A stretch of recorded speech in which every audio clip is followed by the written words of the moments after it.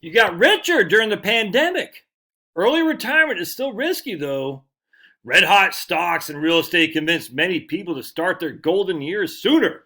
People forget that markets go down. Do people actually forget that markets go down? No. Is that true? Do people forget that? Who forgets the markets go down? All right, so this from Wall Street Journal. One of y'all has sent this to me. It's worth a chuckle, that's for sure. Ann Tergessen has written it, Dateline, just a couple days ago. If you own stocks or real estate, you're probably richer than you were when the pandemic began. That could put early retirement within reach. They say early retirement. Taking such a step is still risky, though. We got Greg Gressel. He decided to retire after being laid off from his job at Hershey in 2020. The 56-year-old now lives in Durango, Colorado. He said he felt comfortable retiring because such a bull market and a rise in his home's value pushed his net worth above his retirement goal. All right, so he got laid off, but now he felt comfortable retiring. Well, he was laid off, so he didn't retire on his own. I feel guilty, but financially, COVID is the best thing that ever happened to me. All right. Moving up a retirement date can be a gamble. Ooh. People who leave jobs early forfeit the chance to save additional sums of money and must make their holdings last longer. Some underestimate expenses, including health insurance, before Medicare begins at 65. If a correction occurs in early retirement, losses can be magnified and it can be harder to recover. Yeah. All right, so I want to jump down here a little bit because I think this is pretty interesting. That U.S. families are much richer now, at least on paper. The average net worth of households headed by someone 55 to 64 increased by $180,000 from January 2020 to September 2021. The average for those between 65 and 74 increased by $194. May I just say something? The averages are smarrages. Who cares? Me and Jeff Bezos, our average net worth is, I don't know, $50 billion. I don't even know what his net worth is. But you can take him with his $100 billion net worth and mine with a $100 net worth, and our average net worth is $50 billion. All right, so let's take me, you, and Jeff. All right, you got $1 million, I got $100, and Jeff has $100 billion. Our median net worth is something we should look more at, which is be $1 million, right? So 50% of the people have more, 50% of the people have less. That's a big difference in the average, just as an FYI. So if the top 10% are increasing by freaking just like a rocket ship by design, and everybody else is staying flat, the averages still go up. All right, so let's keep reading this. So I don't care about your stupid averages. But then we got some Sharon Oberlander, who's an advisor at Merrill Lynch, said people forget the markets go down. Given strong performance of stocks and since the pandemic hit, some early retirees may actually have an exaggerated sense of optimism about future returns. Really, Sharon? Did you actually study that? Did you look into it? Have you even studied your clients? Do they have an exaggerated sense of optimism about future returns? I guarantee you haven't done it, and I guarantee if you did, you would say they don't have an exaggerated sense of optimism. They actually have a more doom and gloom because it's like, this can't last. That's why they're taking the gains to retire, because this is the getting it out while the getting's good. Only makes sense to me, I guarantee. So who has an exaggerated sense of optimism about future returns? No one here does, I can tell you that right now. Everybody has a negative sense of optimism, or an exaggerated sense maybe of pessimism. All right.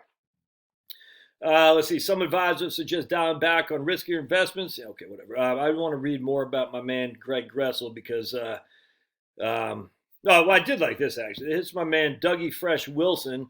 He retired from a sales job at Johnson Controls.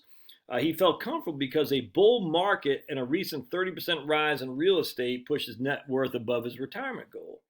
The plan that he and his advisor formulated accounts for a mortgage, 4 years of college for his youngest, and a health insurance through Cobra. Right? He recently reduced his holdings to 60% from 70% in stocks. In the event of a bear market, he can support his family for about 8 years by liquidating his bonds without selling any stocks. That's actually a pretty good move. I like that. I like that a lot, actually. But let's go back to Gressel here. Here's another guy. He was making bank as an airline pilot at United, but he's not going to take your mandated JABA. So he said he and his wife downsized. They sold their 2,600 square foot home in Houston for $300,000 and moved it to a one-bedroom home in Marathon, Florida. So they probably downsized significantly, and they were going to spend a couple thousand less than what they were budgeting for retirement. Good. We got another airline worker, Miss Gonzalez. All right, but I want to find right here. Let's go back to Gressel. Right here. Someone who decided on early retirement did so after losing their job. Mr. Gressel found himself in that position after being laid off by Hershey. That spring, he invested some of his severance into beaten down tech stocks, and over the summer, while hiking, he checked the value of his portfolio, and the balance was just shy of the $2 million he calculated that he and his wife Beth would need to retire. I got a huge smile on my face. So Beth quit her job as an admin assistant for a medical center, and the company sold their home in Hershey, PA for $474, or about 40% more than what they paid for it in 2012. All right, so let's just do the numbers. So basically, they paid $335 times 1.4. Yeah, about probably 340 actually. 340 times 1.4. There you go. So they paid 340 is their present value. Their future value is 474. We'll just say 10 years, or maybe 9 years is fine. And their average rate of return is 3.76. I mean, that's 3.76. That's not that big of a deal. Crazy. All right. So, but also too, they quit. So they sold their house in Hershey for $474. They purchased a $515,000 home in Durango with a mortgage below 3%. We were not just a beneficiary of the stock market, we also a beneficiary of a housing bubble. Did Durango not go up with literally, I don't understand that. So let me just look at something. Here's your typical Hershey, PA, 3-bed, 2-bath house. Here's one for $469. It's probably similar to what he had. All right, there you go. That's 4-bed, 3 baths on a third of an acre. All right, so let's see what we got here. Nothing fancy there. Nice looking house, but nothing fancy. All right, and that was built in 1956.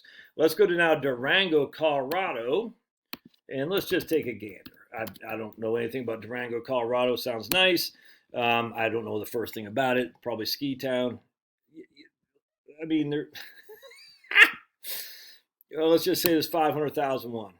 3-bed, 2-bath on a what's that? About a little bit more than about 1/8 of an acre. All right, 1,200 square foot. Yeah, that's a little bit different there, guy. That was like a condo. There's two. Yeah, that's yeah, I don't. That's weird. So I think this guy didn't buy a house for $515,000 in Durango. Not anywhere near. Let's see. Here's 646. Let's see what that one looks like. 3-bed, 3-bath on 5 acres at least. I bet you'd buy that. Let's just look at 850. There you go. There's 5 beds, 2.5 baths in Durango. Yeah, look at that. No, on a quarter acre. That something's fishy about old Greg Gressel here. He sold his house in Hershey for $474. Then they purchased a $515,000 home in Durango with a mortgage below 3%. So this guy's setting up for failure. You can see that a mile away. And it's going to get, I'm going to show you even more. All right, so there we go. 3-bed, 2.5 bath. There you go. Maybe he bought that one, something like that. All right, that's on a 1,500 square foot lot. Okay, yes, that doesn't make any sense. On a 1,500 square foot lot? What the hell is that? 725. There we go. What's this right here? On a 7,000 square foot lot? Built, something's fishy. There's no way he bought a house for $515 in Durango, and he sold his house for $474. And he says we were not just a beneficiary of the stock market; we're also a beneficiary of the housing bubble. The housing bubble affected both sides. In November, he sold his tech stocks for a sizable gain, and currently the Gressels have 10% of their portfolio in stocks, 15% in commodities, 30% in Bitcoin, and the rest in cash. I'm not in Bitcoin for the next year. I'm in it for 10 years. I believe in the long-term thesis, the thesis. He and his wife, parents to 5 grown children, live pretty frugally. I like to hike. That's not okay. I mean, look, so that's good, man. I appreciate he's got a big family. That doesn't make any sense. This whole thing doesn't make sense. I'm probably not as concerned about the long term as I should be. He has seen people die before, soon after retiring, which impacted my idea of how much enough. I completely agree with that, but what I'm just saying is like they're not working. They got 30% in Bitcoin, 15% commodities, 10% in stocks, and the rest in cash. They got a big fat mortgage. There's no way they bought a house for $515,000. I don't understand that. And they got big. She's 54, and he's what, 56 or something like that. Anyway, so I want to go down to comments here because let me find it. Jane says, retire early, 1.8 million invested wisely. Sure, retire with almost 2 million with 30,000 invested in Bitcoin and a freaking fat mortgage too, Jane. Ugh, that's kind of scary. More than likely, he bought some Bitcoin a long time ago and became 30% of his portfolio. I completely agree with that. That's completely. So it's 30% of his portfolio, but he's got a big fat mortgage. And then right here, Chase Brooklyn says, it's common for people to fear what they do not know. I'm so sick of people saying that. Like, oh, you don't like Bitcoin because you're ignorant of it. They just keep saying that. It's nuts, man. You don't know it, so you're dumb, essentially dumb. All right, so let's see what we got here. Because Greg right here. An expert Nobel Prize economist, Paul Krugman, wrote that in 2005, it would be clear that the internet's effect on the economy is no more than the fax machines. Okay, so Paul Krugman said that. Does that mean that, so kind of like the vax, because the vax supposedly eliminated smallpox, all vax works. Stupid. Because Paul Krugman said the internet was not going to be any more than a fax machine, Bitcoin works. It's just dumb. Don't forget Paul Samuelson, another, I think he won a Nobel, I'm sure he did.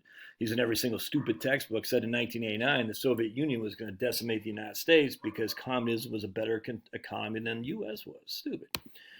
But check this out. It would be irresponsible to invest in Bitcoin without fully understanding not only the technology behind it, but also the game theory of macroeconomics. It took over 100 hours before I started buying BTC. 1,000 hours later, I fully believe in the long-term proposition. It's a thesis. It's just a thesis. But also understanding the game theory, and look, he do whatever the hell he wants to. I don't care. But that's freaking risky. These other guys know. The guy who said, I got 8 years I can live on my bonds, that's not risky. Greg's risky. I don't get it. Look, do whatever you want to do. I don't care. But both those guys got a mortgage. They're going to be their downfall right there. Retirement is not risky if you go into it with no debt. I just got off the phone with these people today, man. They've been in freaking cash like portfolio for a long time. Not all cash, but a significant proportion. The issue is between them, they're going to make $100,000 a year in Social Security. They got no debt whatsoever. They don't spend that much, but it's not like they're living frugally. We still got them budget $10,000 to $15,000 a year vacation goals. Yeah, they're just healthy. They're staying alive. They just like to freaking have fun. Mid-60s, they don't smoke. They might drink every now and again, but there's no medications. But they don't have any debt, none. And they just, it's not like they're spending $100,000 a year. Small pensions, $14,000 between them pension. But it's between their Social Security and their pension, that's going to cover all their income needs. And they're spending six figures. And because Social Security is the bulk of their income, hardly any taxes. It's a tough place to be.